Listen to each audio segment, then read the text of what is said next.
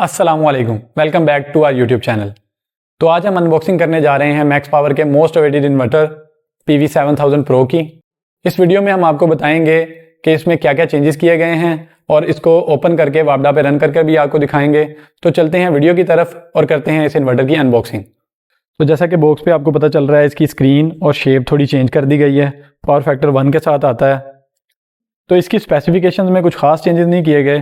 27 ampere का controller इसमें पहले भी आता था। जो इसमें मेजर डिफरेंस है वो है टचेबल बटन्स हैं इसमें, और 4.3 इंच की एक कलर्ड LCD है जिसपे आपको पैरामीटर्स सारे एक ही टाइम पे देखने को मिल जाएंगे। उसके अलावा बाकी सारी चीज़ें इसमें पुराने इन्वर्टर की तरह सेम हैं। और 7000 इसकी PV इनपुट है और 6000 आउटपुट है, ये भी पुराने इन्वर्टर में सेम थी। उसके अलावा इसमें कोई भी ऐसा चेंज नहीं है जो उस इन्वर्टर में नहीं था। मेनली जो इसका जो डिफरेंस है मेन, वो एक तो 4.3 इंच की कलर LCD है और बटन्स को टच कर दिया गया है और शेप को थोड़ा चेंज कर दिया गया है।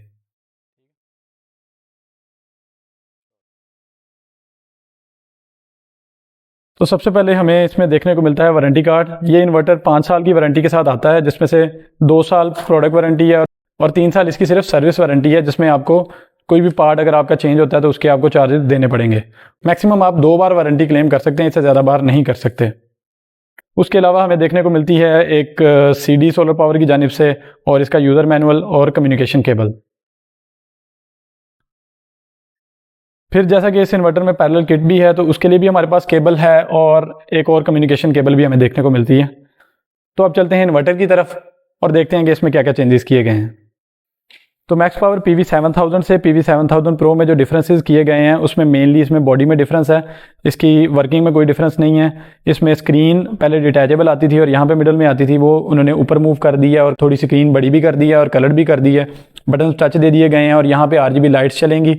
इससे पहले ये इन्वर्टर सोलर मैक्स की ओरियन सीरीज़ में और प्राइमैक्स की गैलेक्सी सीरीज़ में हमें देखने को मिला है। अगर इसकी स्पेसिफिकेशन को देखते हैं तो इसकी स्पेसिफिकेशन में कोई भी चेंज नहीं है। 7000 अभी भी इसकी PV इनपुट है और ये 6 किलोवाट आउटपुट के साथ आता है।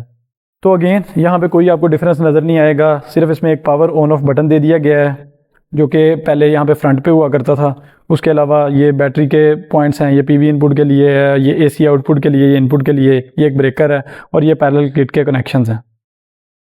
तो आपके पास कम्युनिकेशन के लिए पोर्ट्स हैं और BMS की पोर्ट्स यहाँ पे मौजूद हैं।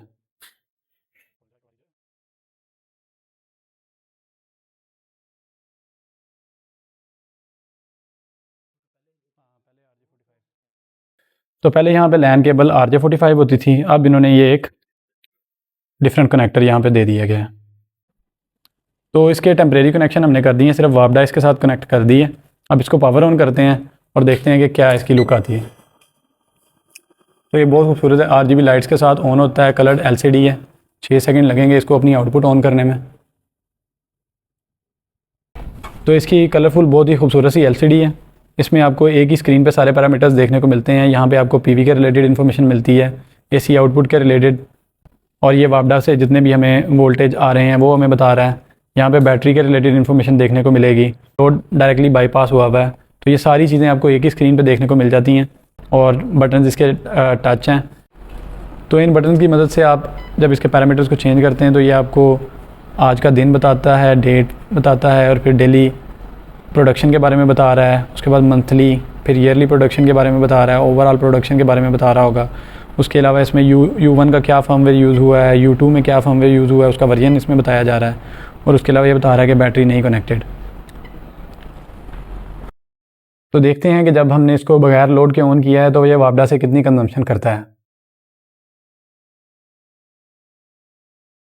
तो अब जैसा कि आप देख रहे हैं, ये वापडा से 0.12 0.14 एम्पेयर तक ले रहा है, जो कि करीबन 30 वाट बनते हैं। इससे पहले जो इन्वर्टर थे वो जब आप ऐसे ही बगैर लोड के ऑन करते थे तो वो क्लैम्प मीटर पे 2 एम्पेयर शो करते थे। हालांकि वो भी 30 वाट ही लेते थे, लेकिन इसमें 0.14 शो हो रहा है जो कि एक्चुअली 30 वाट बनता है। तो मेरा ख्याल है इसमें कुछ बेहतरी लाई गई है।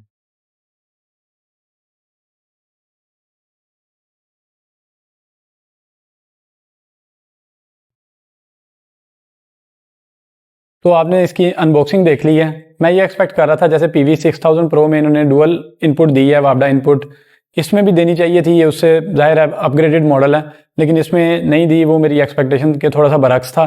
इसके अलावा अगर आप इसके प्रोज की बात करें तो इसमें RGB लाइट्स के साथ बिगर स्क्रीन 4.3 इंच कलर्ड LCD दी गई है, टच बटन दिए गए हैं।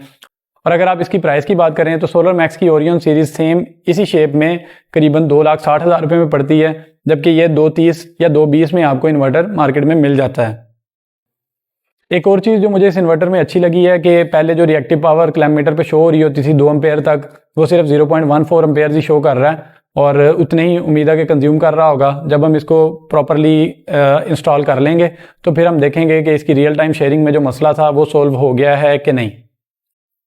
तो ऐसी ही इन्फॉर्मेटिव वीडियो देखने के लिए हमारे चैनल को सब्सक्राइब करें और जो इस इन्वर्टर को परचेज़ करना चाह रहे हैं उनके साथ इस वीडियो को शेयर करें। शुक्रिया। अल्लाह हाफिज़।